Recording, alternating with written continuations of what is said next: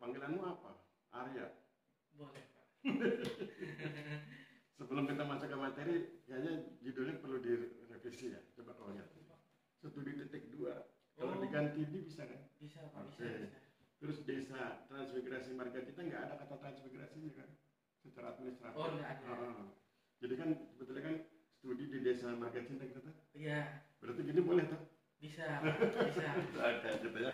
Nah, sekarang sekaligus ini saya ingin ngasih tahu kamu bagaimana kalau ujian skripsi. Oh, siap.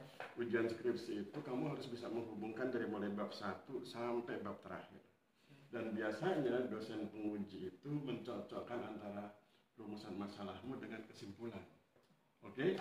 Nah, sekarang kita pelan-pelan kita lihat. Ini kan nomor 1, bagaimana mekanisme pelaksanaan program akses reform budidaya ikan koi di Desa Marga Cinta, Kecamatan Moramo, Kabupaten Konawe Selatan.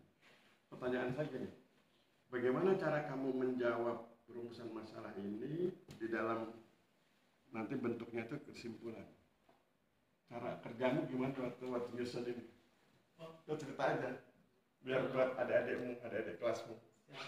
Kalau saya kemarin, jadi munculnya rumusan masalah kan dari latar belakang ya Pak. Latar belakang, maka dari itu di bab selanjutnya saya munculkan kayak kajian teori yang dulu-dulu. Kalau skripsi yang dulu gimana cara menyelesaikannya dengan dibantulah teori yang sudah ada. Nah, berdasarkan teori yang ada saya turun ke lapangan, langsung melihat langsung dengan dibantu wawancara desa dengan masyarakat di sana. Nah, muncullah suatu data. Dari data itu saya olah, saya tuangkan di bab pembahasan Pak. Nah, dari bab pembahasan itu kan banyak Pak. Jadi makanya saya rangkum garis-garis pentingnya di kesimpulan. Oke, nah sekarang kita cek. Ini kan di rumusan masalahmu kan bagaimana mekanisme ya, bagaimana mekanisme pelaksanaan program akses reform budidaya ikan. Jadi kata kuncinya mekanisme. Kemudian saya coba cek di kesimpulanmu. Kesimpulanmu itu jawabannya pelaksanaan. Ya. Padahal pertanyaannya mekanisme. Mekanisme. Kira-kira nyambung nggak? Bagaimana mekanisme jawabannya pelaksanaan kegiatan? Gimana menurutmu? Masih belum nyambung ya. Nah, kalau belum nyambung, kamu tahu nggak arti kata mekanisme? Kamu suka buka-buka buku kamus kayak apa gitu? Belum. Mekanisme kamu bahas nggak di sini? Mekanisme pelaksanaan, dia tuntutannya Pak kalau saya. Ini saya carikan di Merriam-Webster Dictionary ya. Oh, siap. Jadi saya kan hobi baca buku. Jadi kalau saya membaca sesuatu saya cari maksudnya itu. Pertanyaanmu kan bagaimana mekanisme, sehingga jawabanmu adalah mekanisme bla bla bla gitu. Di kesimpulan, bukan pelaksanaan, karena mekanisme itu bukan pelaksanaan, beda itu. Jadi ini kalau di Merriam-Webster Dictionary, mechanism is a process, technique, or system for achieving a result. Dia adalah suatu proses, suatu teknik atau sebuah sistem untuk mencapai hasil. Itu mekanisme. Maka kalau begitu ceritanya, kamu harus bercerita tentang proses, gitu. Jadi kalau ditanya bagaimana mekanisme pelaksanaan, kamu cerita tentang proses pelaksanaan, bukan pelaksanaan. Beda itu. Kalau proses tahapan-tahapan. Nanti di dalam setiap proses tiap tahapan ada tekniknya. Nanti ketika itu kemudian dirajut jadi satu kesatuan, itu sebagai sebuah sistem. Makanya di sini dibilang mechanism is a process, technique, and or system for achieving a result. Mekanisme adalah sebuah proses, teknik, atau sistem untuk mencapai sebuah hasil. Jadi mekanismenya nanti diterangkan. Mekanisme pelaksanaannya terdiri dari proses, berarti ada tahap 1, tahap 2 sampai selesai. Kemudian di dalam tahapan itu kamu jelaskan tekniknya apa. Kemudian ketika seluruh tahapan ini dilihat sebagai satu kesatuan, maka itu disebut sebuah sistem. Gitu. Nah itu nanti kalau ujian itu kejar mengejarnya di situ. Oke ya. Itu. Ini sudah saya catat, nanti kamu atur aja mau kamu tulis di landasan teori silakan, mau kamu masukkan di pembahasan silahkan. Yang penting ini masuk supaya kamu nggak lupa. Nanti kalau ujian kan kamu lupa apa itu mekanisme gitu. Walaupun kamu sudah kan kalau ujian kamu nggak boleh dengarkan rekaman. Gitu ya. Jadi kalau saya masukkan ke sini kan kalau kamu lupa, oh iya mekanisme bla bla bla gitu. Kemudian dijelaskan, oke, Bapak atau Ibu, di dalam kesimpulan ini sudah saya jelaskan bahwa mekanisme itu tidak ada proses 1, 2, 3 dan seterusnya. Tiap proses ada tekniknya masing-masing. Kemudian ketika itu jelas sebagai satu kesatuan, itulah sebuah sistem. Gitu ya? Itu. Nah, kemudian yang kedua, rumusan masalah yang kedua. Rumusan masalah kedua itu bagaimana keberhasilan. Jawabanmu apa di sini? Apa itu? Kayaknya nggak ada jawabannya. Belum ada. Baru faktor-faktor langsung dari sini. Nah, kalau keberhasilan itu bahasa Indonesia keberhasilan. Kalau diterjemahkan ke dalam bahasa Inggris, sukses. Tapi kalau bicara tentang sukses kan terlalu global. Kamu kan pengen cerita tentang kemajuan atau tentang pencapaian. Maka kemudian dari keberhasilan itu bisa diterjemahkan jadi pencapaian. Pencapaian bahasa Inggrisnya achievement. Nah, kalau ngomong soal sukses itu bicara tentang outcome, tentang dampak. Tapi nanti itu dampak di poin kesekian itu bisa masalah kan? Bicara tentang hasil. Nah, hasil ini yang belum nampak di sini. Ya, nanti kemudian. Nah, kemudian bicara tentang prestasi. Bicara tentang achievement, bicara tentang accomplishment, bicara tentang prestasi. Hasil itu dianggap sebagai prestasi. Itu keberhasilan. Jadi keberhasilan itu kata kuncinya adalah result, hasil, dan hasil itu sebuah prestasi, maka tunjukkan hasilnya. Nah, gitu. Misalnya kalau dia ini apa? Akses reform, ya hasilnya pelaksanaan akses reform. Misalnya tadi aku bilang budidaya koi ya, nah itu hasilnya budidaya koi. Gitu. Kalau di pendapatan itu outcome-nya apa ya? Itu nanti outcome, dampak. Jadi apa hasilnya kegiatan akses reform? Ya akses reform, apa itu budidaya ikan koi? Karena ada di tempat lain, kalau di tempat saya penelitian di Batang, kopi. Nah, tiap beda-beda kan akses reformnya. Kamu ikan koi, saya kopi, nanti siapa lagi apa gitu. Gitu ya, itu. Terus kemudian, nah ini katanya kesimpulannya harus dibongkar. Iya. Yang kemudian problematika, Mas. Poin 3, apa problematika kegiatan akses reform? Jawabanmu apa? Di problematika ada ini Pak, faktor penghambatnya. Coba kamu jelaskan, apa hubungannya faktor penghambat dengan problematika? Kalau menurut saya problematika itu suatu yang dapat menghambat kesuksesan dan capaian yang seharusnya bisa diterima gitu Pak. Dasarnya apa? Kamu ngomong gitu ada literatur? Baru belum. Oke, pakai literatur. Nah ini kalau pakai literatur pakai Merriam-Webster Dictionary.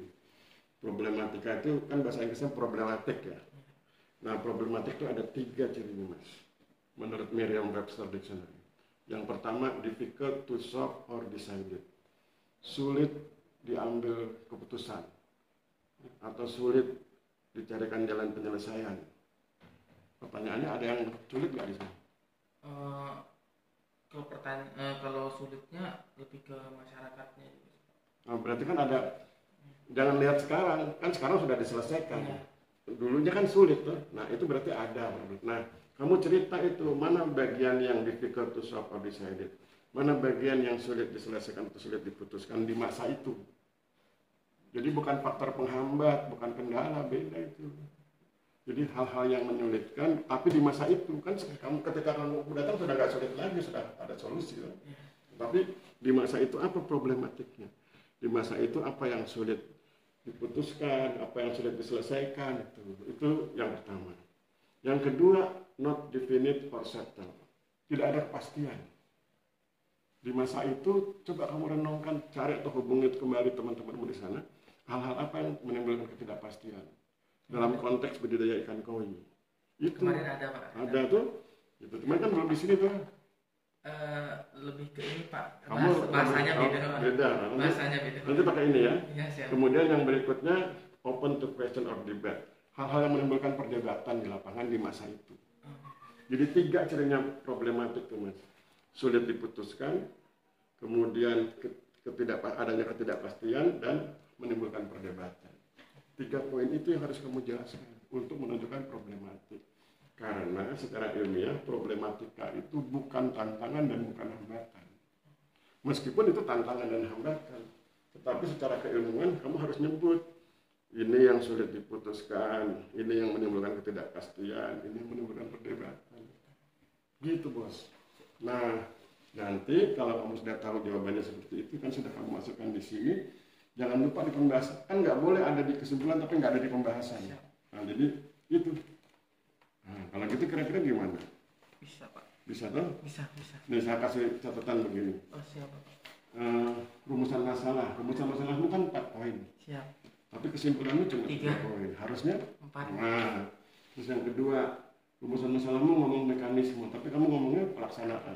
Siap. Yang ketiga, rumusan masalahmu ngomong problematika, tapi kamu ngomongnya tantangan dan hambatan.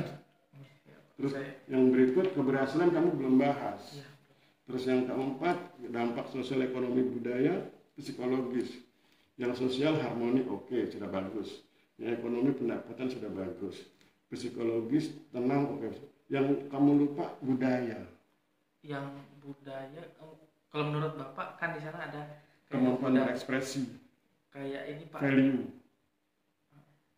Value ada tuh. Value itu kan hal-hal yang dianggap benar, hal-hal yang dianggap baik, hal-hal yang dianggap indah oleh masyarakat. Itu namanya budaya.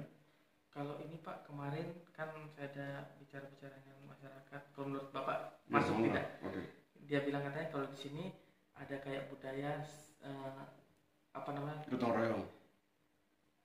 Kayak iuran seng begitu kalau ketika ada yang membangun arisan seng gitu Pak. Boleh, itu termasuk budaya itu. Arisan seng. Jadi Pak, jadi di sana setiap tahun pasti ada yang terbuat rumahnya orang. Iya, itu budaya. Yang kita lihat bukan sengnya, yang kita lihat bukan uangnya, yang kita lihat kerekatan.